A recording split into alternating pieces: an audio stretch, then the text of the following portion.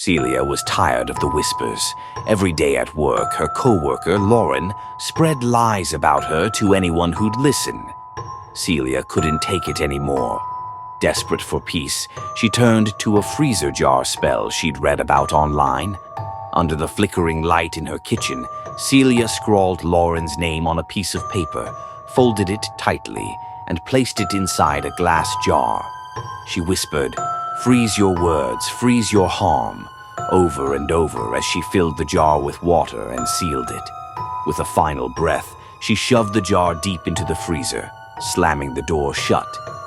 The next day at work, Lauren was silent, eerily so. She sat at her desk, unmoving, her eyes vacant. Coworkers murmured about how strange she was acting, but Celia didn't care. The spell had worked. By the third day, Lauren didn't come to work. News spread quickly. Lauren had been hospitalized, her body found frozen in her apartment, frost covering her lips and fingertips. Celia was horrified. It had to be a coincidence, right?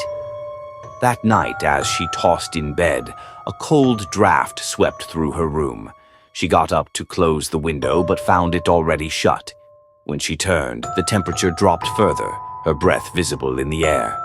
She froze.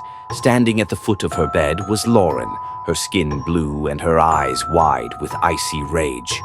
"You froze me," Lauren rasped, her voice like cracking ice. Celia tried to scream, but the words caught in her throat. Her limbs grew stiff as the frost crept up her body, spreading from her toes to her chest. She gasped as her breath clouded, the room spinning into a chilling void. The next morning, Celia's apartment was eerily quiet.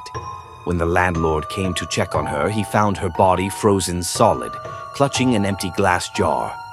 No one ever figured out how a woman could freeze to death in the middle of summer. And the jar, it was never found.